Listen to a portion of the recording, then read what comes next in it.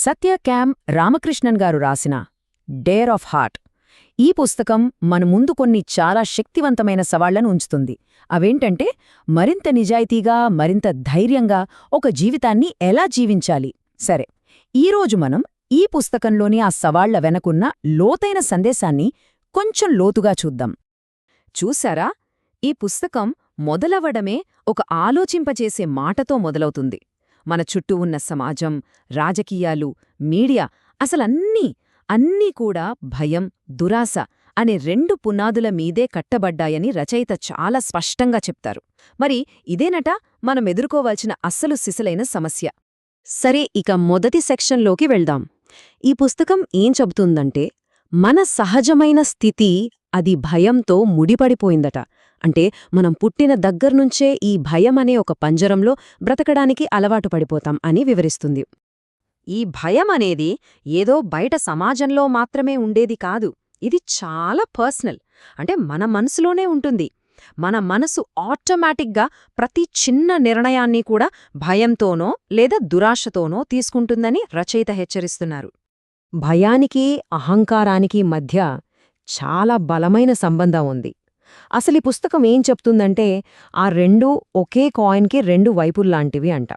మనం భయంలో ఉన్నామంటే దాని అర్థం మనల్ని నడిపిస్తోంది మన అహంకారమే. ఓకే, ఇక రెండవ విభాగానికి వద్దాం. ఇక్కడే రచయిత ఒక చాలా ముఖ్యమైన పరిష్కారాన్ని చూపిస్తున్నారు. అదేంటంటే, భయాన్ని పక్కన పెట్టి స్పృహతో తెలిసి మరీ ఆనందాన్ని ఎంచుకోవడం. ఇక్కడ ఆనందమంటే ఏదో సరదాగా ఫీలవ్వడం కాదు. భయమనే చీకటిని తరిమికొట్టే ఒక యాక్టివ్, పవర్ఫుల్ ఫోర్స్ అనమాట. చీకటిని పోగొట్టాలంటే ఏం చెయ్యాలి? కాంతిని లోపలికి తీసుకురావాలి, అంతే కదా? ఇక్కడ మనకు రెండు వేర్వేరు దారులు కనిపిస్తున్నాయి. ఒకటి భయం దారి. ఇది అహం, బాధ, చీకటితో నిండి ఉంటుంది. ఇంకొకటి ఆనందం దారి. ఇది స్వాతంత్ర్యం, వెలుగు, ఒక యోధుడికి ఉండే ధైర్యాన్ని ఇస్తుంది. ఈ పుస్తకం ప్రకారం మనం ఈ రెండిట్లో ఏ దారిని ఎంచుకుంటామనేదే అన్నింటికన్నా ముఖ్యం. ఇది వినడానికి కొంచెం విచిత్రంగా ఉండొచ్చు, కానీ ఈ పుస్తకం ఏం చెబుతుందంటే మనం ఆనందాన్ని వద్దనుకుంటామట. ఎందుకంటే మనలో ఉన్న అహం బతకాలంటే దానికి బాధ కావాలి. ఆనందం వచ్చిందంటే అహం పట్టు సడలిపోతుంది. అందుకే దాన్ని వద్దనుకుంటుంది. సరే, ఇక మూడవ విభాగానికే వచ్చేద్దాం. ఇప్పటిదాకా మనం ఆనందం అనే లోపలి ఫీలింగ్ గురించి మాట్లాడుకున్నాం కదా. ఇప్పుడు ఆ ఫీలింగ్ని బయట ఎలా చూపించాలి, అంటే ధైర్యం అనే రూపంలో, అదెలాగో చూద్దాం. ధైర్యం అంటే కోపంగా ఉండటమో, దూకుడుగా వెళ్లటమో కాదట. రచయిత ఇక్కడ ఒక అద్భుతమైన ఉదాహరణ ఇస్తారు. చెత్తకుప్పలో కూడా వికసించే పువ్వుని చూడండి. అదే ధైర్యమంటారు. అంటే ఎంత కష్టమైన పరిస్థితుల్లో అయినా సరే జీవితాన్ని భయం లేకుండా వ్యక్తపరచడమే అసలైన ధైర్యం. మంచి ప్రశ్న కదా. మరి మనలో ఈ ధైర్యం అనే నిప్పుని ఎలా రగిలించాలి? ఈ ఫిలాసఫీ అంతా బాగానే ఉంది, కానీ దీన్ని ప్రాక్టికల్గా ఎలా చేయాలి? దీనికి కూడా ఈ పుస్తకం ఒక ప్రాక్టికల్ సలహా ఇస్తుంది. అదేంటంటే, మన గొంతుని వాడటం, జపించడం, పాడటం, లేదా సింహంలా గర్జించడం, ఇలా చేయడం ద్వారా ధైర్యాన్ని పెంచుకోవచ్చట. ఎందుకంటే శబ్దానికి మనలోని శక్తిని బయటకు తీసుకొచ్చే పవరుంది. ఇక్కడ ధైర్యానికి ఇంకొక డీప్ మీనింగ్ కూడా ఉంది. ధైర్యమంటే హింస కాదు, అది మన పట్ల మనం అహింసతో ఉండటం. దాని అర్థమేంటంటే, మనలో ఉన్న వెలుగుని ఏ అబద్ధం కోసమో, ఎవరికోసమో ఆపుకోకుండా ఉండటం.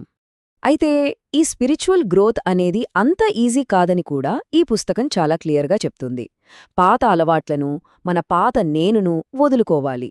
మార్పు అనే అగ్నిలో కాలడానికి సిద్ధంగా ఉండాలి. ఓకే, మనం ఇప్పుడు ఫైనల్ సెక్షన్కు వచ్చేసాం. ఇక్కడ ఇప్పటిదాకా మనం మాట్లాడుకున్న ఈ సవాళ్లన్నీ, భయం, ఆనందం, ధైర్యం, ఇవన్నీ కలిసి ఒక కంప్లీట్ లైఫ్ స్టైల్గా ఎలా మారతాయో చూద్దాం. ఈ పుస్తకంలోని ఒక ముఖ్యమైన ఫిలాసఫీ ఇదే. జీవితమంటే ఏదో టార్గెట్లు పెట్టుకుని పరిగెత్తటం కాదట. అదొక డాన్స్ లాంటిది. ఆనందంగా వర్తమానంలో జీవించడమే ఆ డాన్స్. ఆ డాన్స్లోంచే మిగతా అన్ని సామర్థ్యాలు వాటంతటివే బయటకొస్తాయట. చివరిగా ఈ పుస్తకం మొత్తం నొక్కి చెప్పేది ఒక్కటే, ప్రెజెంట్ మూమెంట్ పవర్ గురించి. భవిష్యత్తు గురించి టెన్షన్ పడకుండా ఈ క్షణంలో నిజాయితీగా, కృతజ్ఞతతో ఉండటమే అసలైన నిర్భయత్వం. దారులవే ఏర్పడతాయి, ఎందుకంటే మన చేతుల్లో ఉన్నది ఈ క్షణం మాత్రమే. సరే, ఈ మొత్తం విశ్లేషణను ఒకే ఒక ప్రశ్నతో ముగిద్దాం. ఈ పుస్తకం మనందరినీ ఆలోచింపజేసే ప్రశ్న ఇదే: ఒకవేళ ఒకరు నిర్భయంగా జీవించాలని ధైర్యం చేస్తే, అప్పుడు వాళ్ల జీవితం దేనిని ప్రతిబింబిస్తుంది? ఆలోచించండి.